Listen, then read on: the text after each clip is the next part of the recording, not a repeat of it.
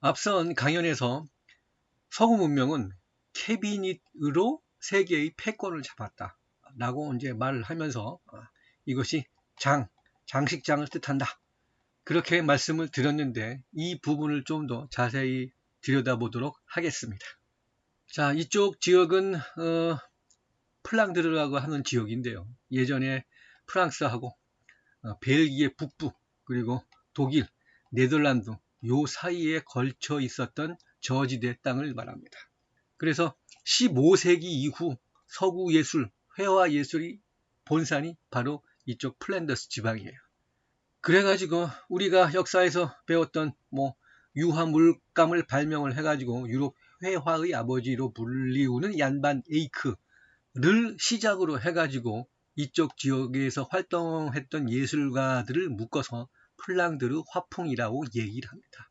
그래서 히로니무스 보쉬가 어떤 원조격인 인물이고 그 다음에 피터 브리걸이 나와가지고 플랑드르 화풍을 이끕니다. 그리고 그 아들뻘 되는 세대가 루벤스하고 렘브란트고 그 다음에 베르메르 시대를 거쳐가지고 현대에 와서는 고흐, 몬드리안, 마그리트 이런 유명한 사람들이 전부 이쪽 플랑드르 출신이에요. 그러면 어떻게 해서 이곳 플랑드르가 세계의 중심이 되었느냐? 그것은 제가 앞서서 말씀드렸듯이 15세기에서 19세기까지는 자연사 시대였다. 박물학 시대였다.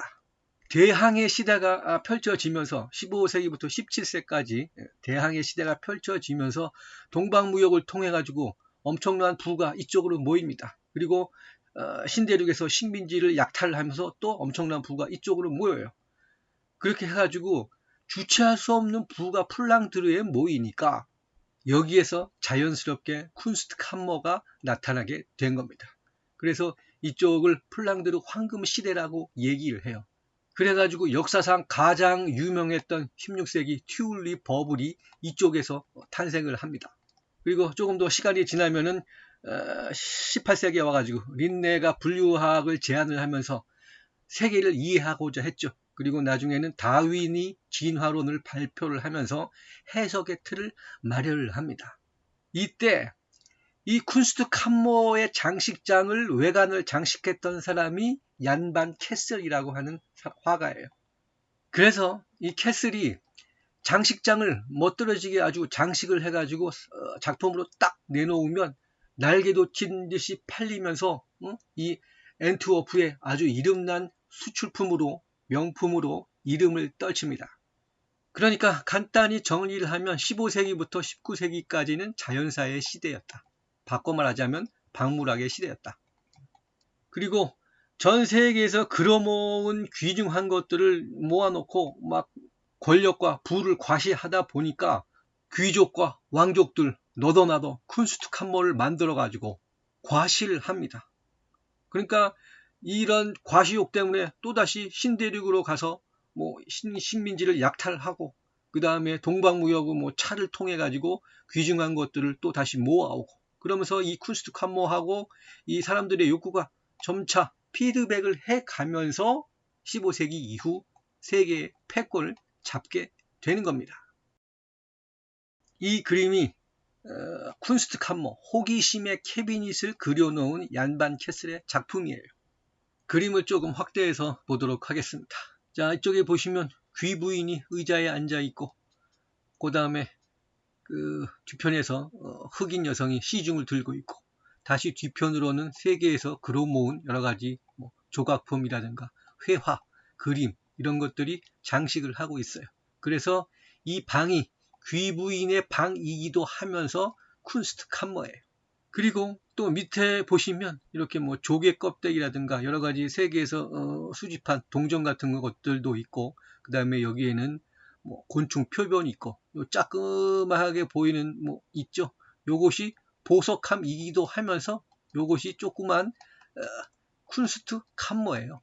여기에다가 보석 그 다음에 흔히 볼 수 없는 귀중한 것들을 넣었겠죠. 그리고 이 외관을 얀반 캐슬이 장식을 하게 됩니다. 그리고 이쪽에 보시면 문이 있고 문 뒤쪽으로도 여러 가지 수집물들이 보입니다. 아주 큰 수집물들이 보이죠. 그러니까 이 저택이 전부 커다란 하나의 쿤스트 칸모이면서 그 안에 또 자그마한 쿤스트 칸모가 있고 바닥에는 또 하나의 장식장 쿤스트 칸모가 있는 그러한 구조입니다. 그래서 이 뒤에 보면 흑인 여성이 이 귀부인을 시중을 들고 있죠. 그래서 나는 이렇게 부유하다, 권력이 있다 하는 것을 나타낸 겁니다.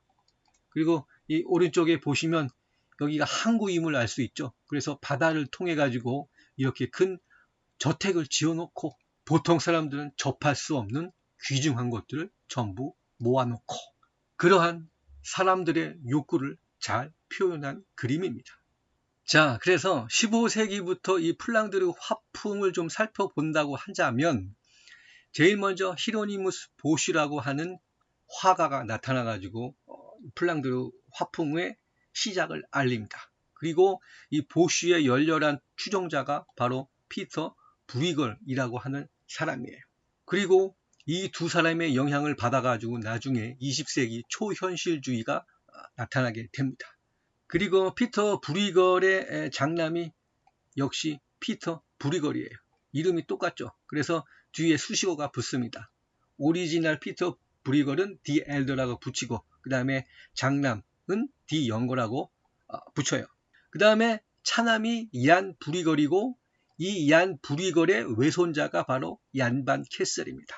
그리고 이 피터 브리걸의 제자 중에 프랜스 스나이더스라고 하는 또 유명한 화가가 있는데 이 양반이 바로 동물 그림의 스페셜리스트입니다. 특히나 루벤스와 여러 작품을 협력을 해가지고 그림을 그렸는데 루벤스가 탁 이렇게 스케치를 해놓고 이쪽 부분에 동물 그림이 들어갈 건데 당신이 좀 해줘 하면 이제 스나이더스가 와가지고 이 질감을 아주 극상으로 끌어올렸다고 해요. 그 다음에 얀 브리걸의 제자가 바로 데니얼 세흐르게스라고 합니다. 이 양반이 바로 꽃 정물화의 스페셜리스트로서 이때 비로소 정물화가 독립된 장르로 발전을 하게 됩니다. 아울러 브리걸의 여러 가지 뛰어난 작품을 그랑벨 추기경이 굉장히 많이 수집을 했다고 합니다. 그래서 이것이 나중에 루돌프 2세 황제의 쿤스트 칸모를 구성하게 됩니다. 그래가지고 제가 이것을 인공지능한테 얘기를 해가지고 좀 보기 좋게 그려달라고 했더니만 이렇게 그려줍니다. 그러니까 플랑드르에는 여러 유명한 화가들이 있었는데 특히나 이 브리걸 가문의 영향력이 남달랐다. 이렇게 정리를 할 수가 있습니다. 자, 이것이 히로니무스 보쉬의 작품 중 하나입니다. 몇 작품 남지 않았는데 이것이 가장 유명해요. 이것을 보시면 이렇게 칸막이가 있죠. 그래서 요거를 딱 접을 수가 있어요. 그러면 뭐 휴대용 분독하고 비슷하게 됩니다. 그래서 이 사람은 수도승이자 성직자이자 화가였어요. 그래서 악몽 그리고 뭐 어떤 지옥의 풍경 이런 것을 상상 속의 그림을 버무려 가지고 아주 기묘한 그림을 남겼어요.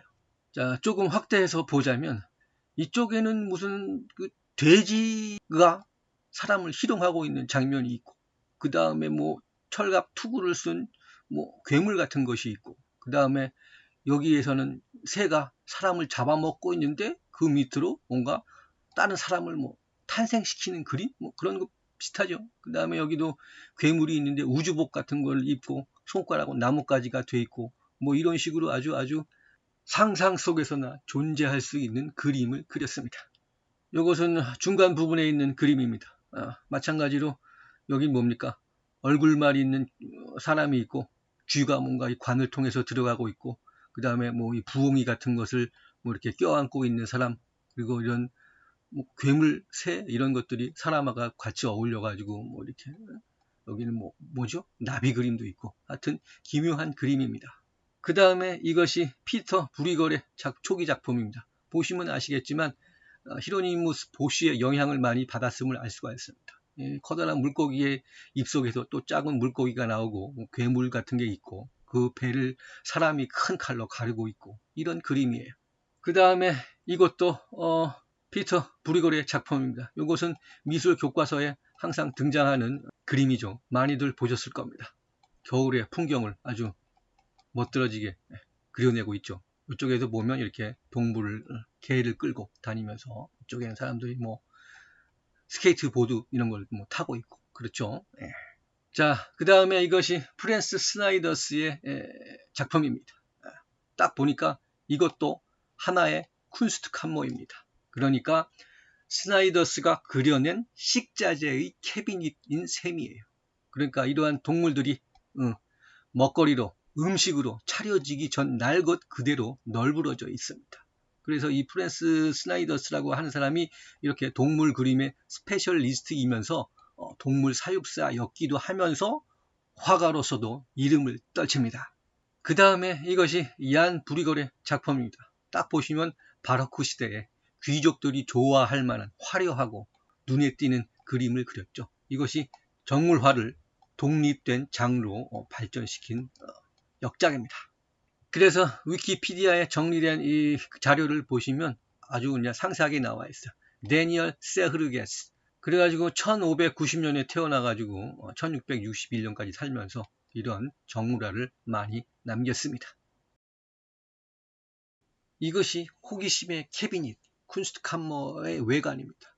이렇게 보면 이렇게 이것이 하나의 각기 얇은 청동판이에요. 여기에다가 얀반 캐슬이 이제 그림을 그려가지고 이렇게 장식장 외관을 이렇게 멋들어지게 장식을 했습니다. 확대를 해서 보자면 여기는 이제 뭐랄까 뱀 그림이 좀 많이 있고 그 다음에는 뭐 동물 그림, 그 다음에 이쪽엔 조류 이런 것들이 있죠. 조류가 아니고 저거네 바다 물고기. 그 다음에 이쪽은 조류 이런 식으로 장식을 했어요. 자, 이것은 또 다른 장식장입니다. 보시면 이 외곽을 보시면 장임을 알 수 있죠. 여기에다 뭐 보석 같은 것도 넣고 그 다음에 이거를 열게 되면 또 이 안쪽에 뭐 여러 가지 뭐 수집품들을 넣을 수 있는 그런 장식장이었어요. 그 외관을 이렇게 장식을 한 겁니다. 자, 이 그림이 얀반 캐슬의 그림인데 자기 이름을 사인으로 삼기 위해서 남긴 그림이에요. 보시면 아시겠지만 J, 그 다음에 OAN 이렇게 볼 수 있죠. 얀, 그 다음에 이건 VAN, 반, 그 다음에 캐셀 해가지고 뱀하고 뭐 애벌레 뭐 이런 것들을 조합을 해서 자기 이름으로 그렸으면서 요걸 사인으로 삼았어요. 보통 사람들이 생각하기에는 징그러운 뭐 애벌레다, 거미다 이런 것들이 나와 있는데 자연사에 대한 깊은 애정이 있기 때문에 이런 식으로 자기 사인을 만들었습니다. 그래서 정교한 얀반 캐슬의 곤충 그림을 몇 장 보여드리도록 하겠습니다. 이건 보시면 아시겠지만 호랑나비, 산 호랑나비이고 그 다음에 이건 신나비 계열이고 그 다음에 요거는 풍뎅이 같고 다음 사진 보시면 잠자리가 있고 그 다음에 각다귀가 있고 귀뚜라미, 나방, 요 밑에는 송장벌레, 풍뎅이 이런 것이 있습니다. 요것은 공작나비라고 하는 나비인데 너무 아름답죠. 가장 눈에 띄는 나비 중에 하나입니다. 우리나라에서는 강원도 아주 깊은 휴전선 근처에만 가야 볼 수 있는 그런 나비입니다. 그 다음에 시간이 좀 남아가지고 캐슬 얘기 좀 잠깐 해드릴게요.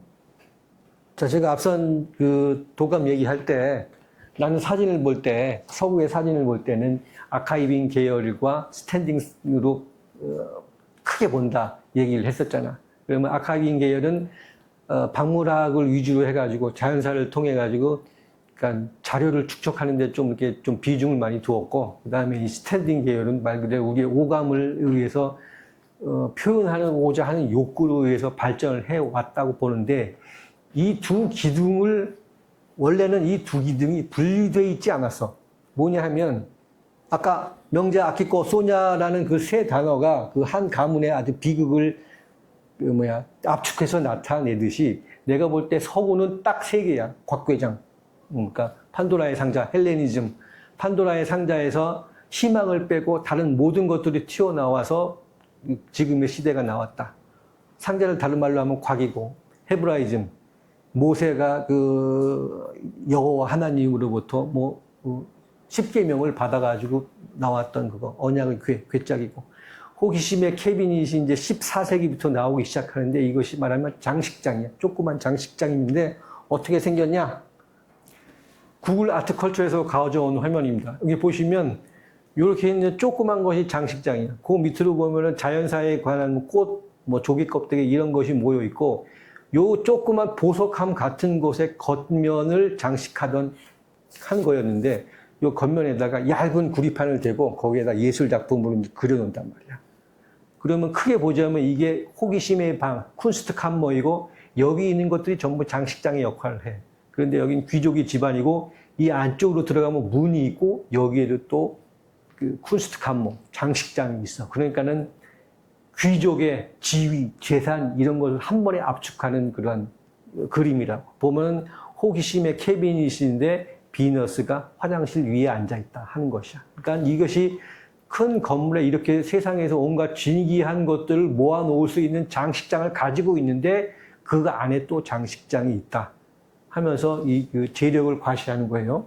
그래서 좀 자세히 보자면 이게 얀반 캐슬이 만들어낸 거. 얀반 캐슬이라고 해가지고 더 연거라고 했잖아. 그러면 아들이란 얘기야. 1659년에 이제 얘가 그린 그림인데, 요거를 장식하기 위해서 이게 네모난 장식장인데 문을 달아가지고 이게 딱 열면은 속에 그림이 있거나 아니면 문을 딱 닫으면 거기에 이제 기가 막힌 그림을 이제 그려 넣는단 말이에요. 그래서 이렇게 생겼어. 이게 전부 다 구리판이야. 이렇게 그림. 그래서 보면은 이렇게 여기는 동물 그림도 있고, 뭐 뱀 그림도 있고 이런 것들을 장식을 해서 올렸습니다. 자, 서구 예술사의 본산이 플랑드르라고 하는 지역인데 여기가 뭐냐면 오늘날 프랑스 노르주하고 벨기에, 네덜란드 그 세 지역에 걸쳐 있던 땅인데 좀 평지였어. 그리고 예를 들어서 우리 옛날 만화영화, TV 만화영화 플란더스의 개 보면 나오잖아. 그쪽 지역이야. 그러면 이게 이제 14세기에서 15세기 사이인데 히로니무스 보시라고 하는 그 수도사가 있었어. 성직자인데 일반에게는 거의 이제 알려지지 않은 사람인데 이 사람이 어떤 작품을 냈냐 하면 요 그림 보셨을 거야. 요 그림. 보면 이렇게 세 개로 접혀지는 그런 구조인데 들어가면은 그림이 요상하잖아. 보통 사람이 생각할 수 있는 그런 얘기 아니야. 뭐 악몽 내지 지옥의 형상 뭐 이런 것들을 표현한 건데 한번 검색을 해볼게요. 보면 아시겠지만 뭐랄까 좀 기묘한 그림이야. 커다란 생선의 뱃속에 사람이 들어가서 뭐 칼질을 하고 있고 그 다음에 여기는 성적 액조틱이 있는데 뭐 여인의 그 둔두에다가 뭐 이상한 걸 뭐 하고 있는 그런 조금 정상적이 아지에서 약간 벗어난 좀 사람인 것 같아. 정신적인 상태가. 뭐랄까 요즘 말로 하면 뭐 숨겨진 사이코패스 뭐 이 정도로 보지 않을까 뭐 이런 그림이야. 이런 그림이에요. 당시는 이제 기독교가 그 세상을 장악하고 있던 때라 그 중세의 암흑 시대였기 때문에 그 인간의 어떤 자유로운 사고를 구속하는 시대였기 때문에 이것이 지옥의 한 풍경을 좀 그려놓은 거 아닌가 그런 생각을 한번 해봐. 그다음에 히로니무스가 있었고 그 다음에 그 대를 이어가지고 피터 브리걸이라고 하는 친구가 나오는데 브리걸은 많이 들어보셨을 거예요.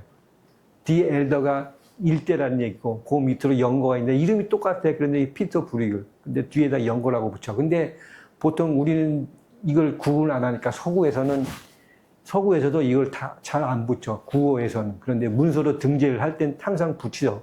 더 영거, 디 엘더. 그러니까 플랑드르가 왜 서구 예술의 본산이냐 하면 15세기에 대항해 시대가 시작되면서 전 세계에서 약탈해서 그려모은 것들을 가져오고 그것이 쿤스트 캄머가 되고 그 다음에 전 세계 부가 그렇게 모여 플랑드르에. 그러면서 여기에서 그 우리가 아는 유명한 사람들이 서구 예술사에 있는 사람들이 다 대부분 여기서 나타나. 현대에 이르러선 몬드리안, 그 다음에 뭐 루벤스, 렘브란트 뭐 이런 사람들이 다 이쪽에서 나오는 거야. 그때 그 기원의 역할을 했던 사람이 보시고 그 다음에 피터 브리헐이라는 사람이 나와가지고 이것을 이제 많은 제자들을 양성해. 그 중에 그 자식 중에 하나가 피터 브리걸 더 영거고 차남이 얀 브리걸인데 얀 브리걸 밑에 있던 다니엘 세거스라는 사람은 오늘날 와서 얘기하는 전무라 꽃 그림을 그리는 스페셜리스트였고 그 다음에 이 피터 브리걸 안에 있던 제자는 프랜스 스나이더스라고 해가지고 동물 그림. 그러니까 뭐 맹수가 막 입을 벌리고 싸우고 있는 좀 이렇게 전형적인 그림을 그렸던 스페셜리스트야. 잠깐 한번 보여드릴게요. 그림을. 여기 이제 세거스가 그린 그림이야. 딱 보면은 벌써 정우라에서 느낌이 완벽하게 나타나지. 이 친구 장남이 했던 이거는 미술 교과서에 반드시 나오는 그림이다. 이거 한번 보셨을 거예요.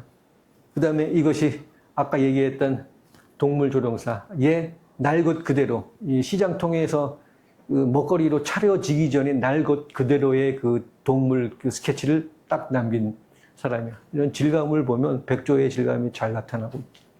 그 다음에 이 사람이 워낙 이 표현이 뛰어나가지고 동물 조련사이기도 하면서 동물도 키우면서 화가까지 겸했던 사람이에요.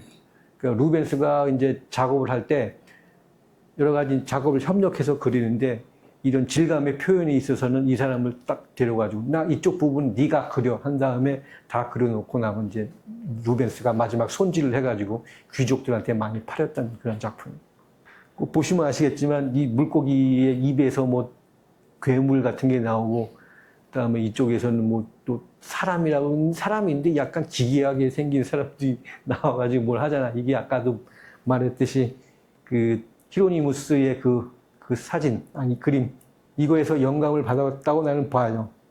그러니까 영감을 받은 게 아니라 영감을 받았지 본인 스스로도 나는 그 히로니무스 보시의 열렬한 추종자다라고 얘기를 했으니까.